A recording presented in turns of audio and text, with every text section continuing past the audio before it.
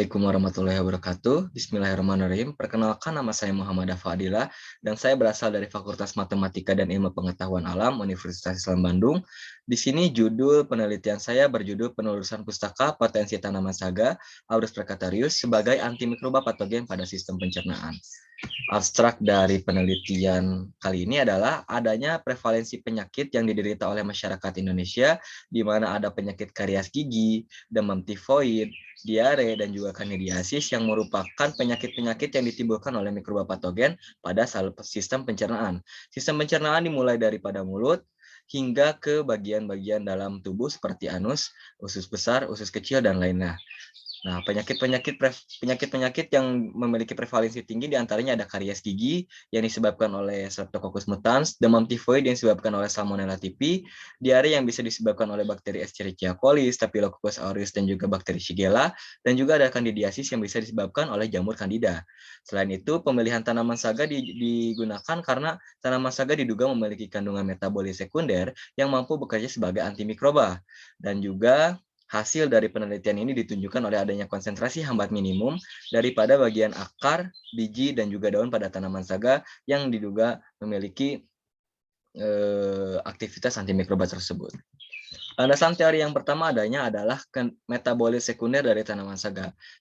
Metabolit sekunder adalah hasil metabolisme dari tumbuhan selain metabolisme primer yang memiliki fungsi lain selain dari pertumbuhan dan juga perkembangbiakan dari tanaman.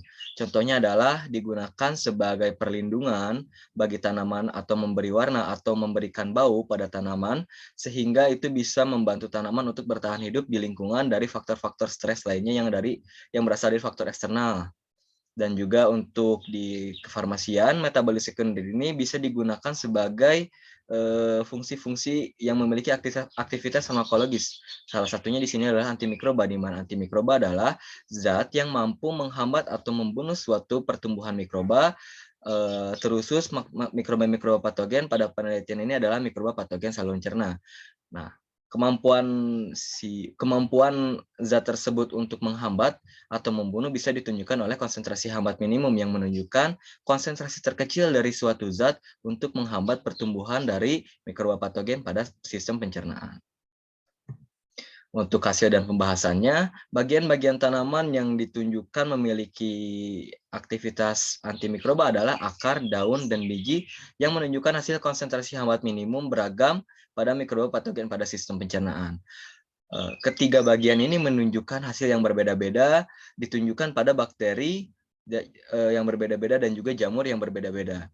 Hal ini bisa ditunjukkan karena ketiga bagian tanaman ini diduga memiliki aktivitas antimikroba yang disebabkan oleh golongan-golongan metabolit sekunder seperti golongan tanin, golongan saponin, golongan fenolik, golongan flavonoid, golongan terpenoid, alkaloid, dan juga steroid.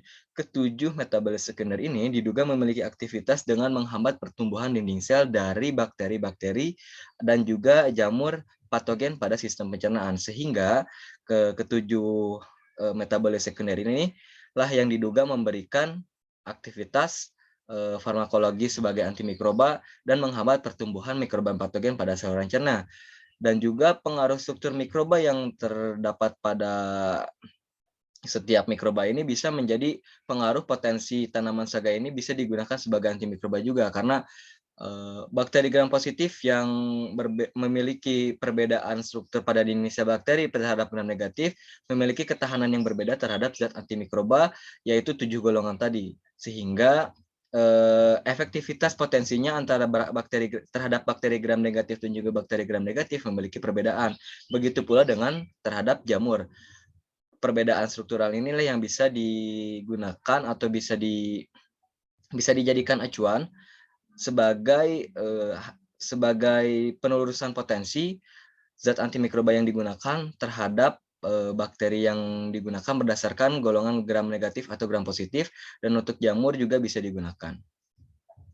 Jadi kesimpulannya adalah bagian akar, biji, dan daun pada tanaman saga terbukti mampu menghambat pertumbuhan bakteri dan jamur patogen pada sistem pencernaan. Tanaman saga ini mampu menghambat bakteri gram positif meliputi Staphylococcus aureus, Streptococcus mutans, dan Enterococcus faecalis. Dan untuk bakteri gram negatifnya meliputi Escherichia coli, Salmonella typhi, Shigella lysintrae, Shigella flexneri, dan untuk jamurnya ada Candida albicans, Candida tropicalis, Candida glabrata, dan juga Candida guelleromondi. Aktivitas antimikroba tadi yang terdapat pada tanaman sagar diduga berasal dari golongan tanin, saponin, alkaloid, flavonoid, terpenoid, steroid, dan fenolik. Yang belum diketahui dengan pasti jenis senyawa aktif dari golongan tersebut yang berperan sebagai antimikroba terhadap mikroba patogen pada sistem pencernaan. Sekian dari saya, terima kasih. Assalamualaikum warahmatullahi wabarakatuh.